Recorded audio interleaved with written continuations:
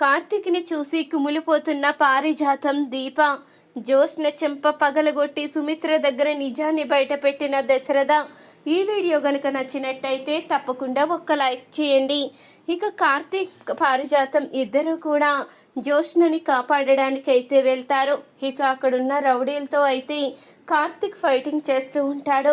అప్పుడే జ్యోత్స్న అయితే ఇక ఆ డబ్బులు తీసుకోబోతూ ఉండగా ఇంతలో అప్పుడే వైరా అయితే తన దగ్గరున్న రివాల్వర్తో జ్యోత్స్నని కాల్చబోతూ ఉంటాడు. ఇంతలో అది చూసిన కార్తీక్ అయితే అడ్డుగా వెళ్ళడంతో ఆ బుల్లెట్ అయితే కార్తీక్కి దిగుతుంది. అప్పుడు ఇక ఒక్కసారిగా పారిజాతం అయితే కార్తీక్ అంటూ అక్కడికక్కడే కుప్పకూలిపోతుంది. బావా అంటూ జ్యోత్స్న కూడా కార్తీక్ని అయితే పట్టుకుంటుంది. ఇంతలో పోలీసులు అయితే వస్తారు. ఇక అక్కడున్న రౌడీల్ని, వైరాని అందరినీ కూడా అరెస్ట్ చేస్తారు పోలీసులు. అందరినీ కూడా పోలీస్ స్టేషన్కి అయితే తీసుకుని వెళ్ళిపోతారు. ఇంతలో కార్తీక్ని అయితే హాస్పిటల్లో జాయిన్ చెయ్యంగానే ఈ విషయం తెలుసుకున్న దీప, కాంచన అందరూ కూడా చాలా కంగారు పడిపోతూ ఉంటారు. ఇక హాస్పిటల్లో కార్తీక్ని జాయిన్ చేయంగానే ఇక ట్రీట్మెంట్ జరుగుతూ ఉంటుంది. అప్పుడే కాంచన అందరూ కూడా హాస్పిటల్కి రాగానే కార్తీక్ పరిస్థితి చాలా సీరియస్గా ఉందని తెలుసుకొని ఇక ఎంతగానో బాధపడుతూ ఉంటారు. జ్యోత్స్నని చూసుకుని సుమిత్ర అయితే ఇక సంతోషపడుతూ ఉంటుంది. ఇంతలో కార్తీక్కి ఇలా జరిగిందని తెలుసుకుని వెంటనే హాస్పిటల్కి అయితే వచ్చేస్తుంది. అప్పుడు ఇక కార్తీక్ పరిస్థితి ఎలా ఉంది అంటూ కాంచననైతే అడుగుతూ ఉండగా, నీకు మాటిచ్చిన విధంగానే నా కొడుకు తన ప్రాణాలు అడ్డుపెట్టి నీ కూతుర్ని కాపాడి తీసుకువచ్చాడు. నువ్వు మాత్రం నా కొడుకు, కోడలు ఎంత మీ ఇంటికి సహాయం చేసినా మీ కుటుంబం కోసమే వాళ్ళు ఒక పని వాళ్ళ మీ ఇంట్లో చేరి తాపత్రయపడుతూ ఉన్నా అదేది మీకు కనపడదు. కేవలం జ్యోత్స్న కనపడడం లేదు అని ఒకే ఒక కారణంతో నా కోడల్ని నోటుకొచ్చినట్టు మాట్లాడావు, నా కొడుకుని నోటుకొచ్చినట్టు నిందించావు. ఇంకెందుకు వదినా నువ్వు ఇక్కడికి రావడం? నీ కూతురు నీ దగ్గరికి చేరిపోయిందిగా, ఇక నీకు బాధపడే పనేముంది? నువ్విక్కడి నుంచి వెళ్ళిపో అంటూ కాంచన అయితే అంటూ ఉంటుంది. వదినా, నువ్వు పదే పదే అలా మాట్లాడకు. నా కూతురు కనపడక నేను ఎంత బాధపడ్డానో ఇప్పుడు కార్తీక్ నీ పరిస్థితిలో చూసి కూడా అంతే బాధపడుతున్నాను. ఎందుకంటే నా కూతుర్ని, కార్తీక్ని ఇద్దరిని వేరువేరుగా పెంచలేదు. ఇద్దరిని నేనే దగ్గరుండి నా సొంత బిడ్డల్లా పెంచాను. అలాంటప్పుడు నేను ఎలా కార్తీక్ ఈ పరిస్థితిలో ఉంటే సంతోషంగా ఉంటానో చెప్పు? నేను ఎలా ఆనందంగా ఉంటాను అనుకున్నావు? ఎందుకు ఇలా నిందిస్తున్నావు అంటూ సుమిత్ర అయితే అడుగుతూ ఉంటుంది. అత్త ఎప్పుడూ అంతే కదమ్మా, ఆ దీప గురించి మనల్ని నిందిస్తుంది. ఇప్పుడు కొడుకు ఈ పరిస్థితులు ఉన్న ఈవిడికి పర్వాలేదు, కానీ కోడల మీద మాట ఆడేసరికి ఈవిడి తెగ కుమిలిపోతుంది అంటూ ఇక జ్యోత్స్న అయితే అంటూ ఉంటుంది. ఇంతలో ఇక కార్తీక్కి ట్రీట్మెంట్ అయితే పూర్తవుతుంది. కార్తీక్ నార్మల్గా ఉన్నాడని ఇక డాక్టర్స్ అయితే చెప్పడంతో ఇంతలో అప్పుడే ఇక దీప్ అయితే లోపలికి వెళ్తుంది. వెంటనే ఇక పారిజాతం కూడా లోపలికి వెళ్తుంది. కార్తీక్ని చూసి పారిజాతం కుమిలిపోతూ ఉంటుంది. దానికోసం నీ జీవితాన్ని పణంగా పెట్టావు. నా మనవరాలు జీవితం ఏమైపోతుందనుకున్నావు కార్తీక్? నీకేదైనా జరిగితే నా మనవరాలు జీవితం అన్యాయం అయిపోతుంది. దానికి ఎవరు సమాధానం చెప్తారో?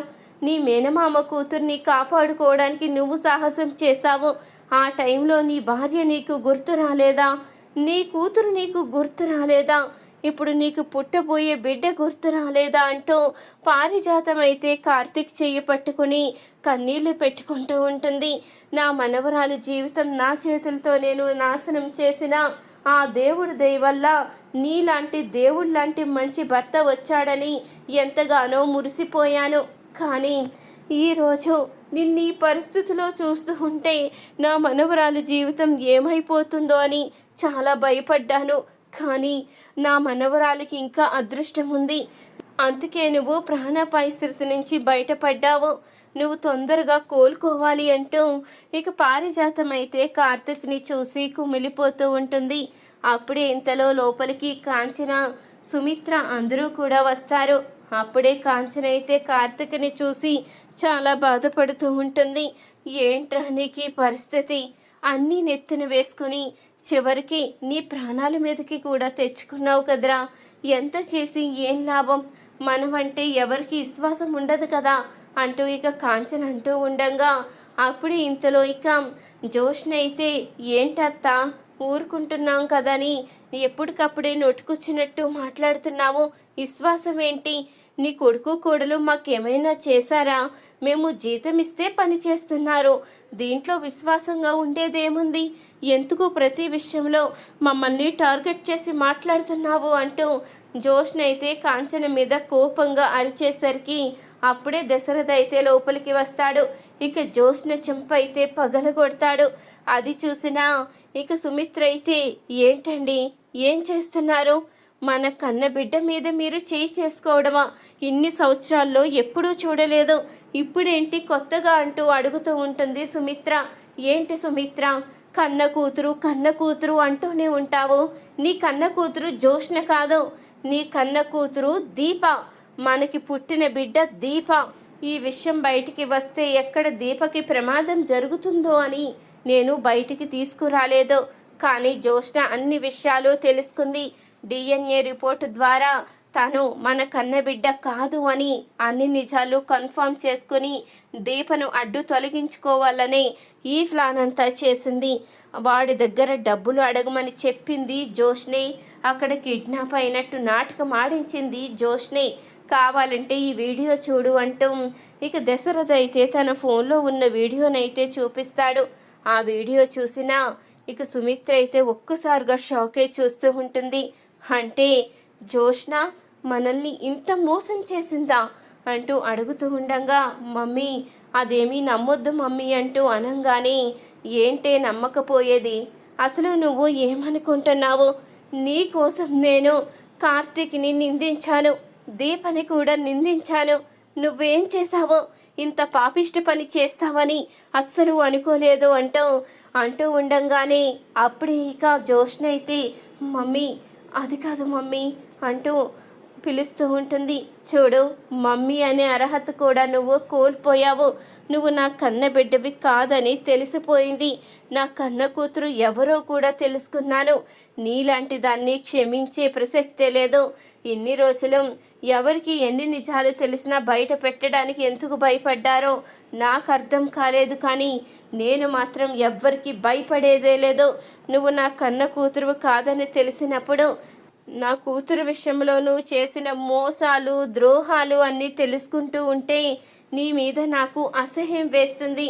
ఇన్ని సంవత్సరాలు నా కూతురువి కాకపోయినా నా కన్న కూతురు అని ప్రాణంగా పెంచుకున్నాను, ఆ విశ్వాసం కూడా లేకుండా ఇంత దారుణంగా దిగజారిపోతావా, వాళ్లతో చేతులు కలిపి కిడ్నాప్ అయినట్టు నాటకమాడి డబ్బులు తీసుకురమ్మని చెప్పిందే కాకుండా ఫోన్ వచ్చినప్పుడు మమ్మీ నన్ను కాపాడు, నన్ను చంపేసేలా ఉన్నారు, నాకు భయం వేస్తుంది అంటూ ఏం నటించావే, నీ నటన నిజమని నమ్మి ఇంట్లో అందరినీ కూడా చాలా కోపంగా మాట్లాడాను, ఆఖరికి మీ తాతయ్య గారిని కూడా ఎదిరించి మాట్లాడాను, చివరికి కార్తిక్ని దీపని ఇద్దరిని నోటుకొచ్చినట్టు మాట్లాడాను అంటూ సుమిత్ర అయితే అంటూ ఉంటుంది.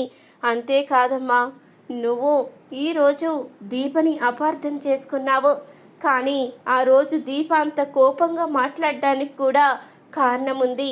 ఏంటో తెలుసా, జోష్న కార్తిక్ని పెళ్లి చేసుకోవాలని నిర్ణయించుకుంది, అందుకనే దీప కోపంగా జోష్నకి వార్నింగ్ ఇచ్చింది. నువ్వు ఈ నిజాలేవి తెలుసుకోకుండా కేవలం ఆ ఒక్క మాటే పట్టుకుని దీపని ద్వేషించావు. ఇన్ని రోజులు మన కుటుంబానికి ఏదైనా ఆపద వస్తే కాపాడుతూ వస్తున్నది దీప కార్తిక్ మాత్రమే. ఈరోజు నువ్వు ప్రాణాలతో బ్రతికి బయటపడ్డావు అంటే దానికి కారణం కూడా దీపే.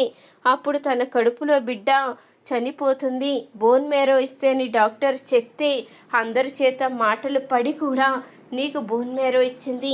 ఆ దేవుడి దయ వల్ల తన కడుపులో బిడ్డకి ఏమీ ప్రమాదం జరగలేదు, కానీ జరుగుంటే తన పరిస్థితి ఏంటి, తనని ఎప్పుడో మా కాంచన బయటికి గెంటేసేది అంటూ ఇక దశరథ అయితే అన్ని నిజాలు సుమిత్ర దగ్గర బయట పెట్టేస్తాడు. దీపే తన కన్న కూతురని తెలుసుకున్న సుమిత్ర అయితే దీప విషయంలో తను చేసిన తప్పులకి కుమిలిపోతూ ఉంటుంది. ఈ వీడియో కనుక నచ్చినట్టయితే తప్పకుండా ఒక లైక్ చేయండి. మీరిచ్చే ఒక చిన్న లైక్ మా ఛానల్కి ఎంతో సపోర్ట్నిస్తుంది.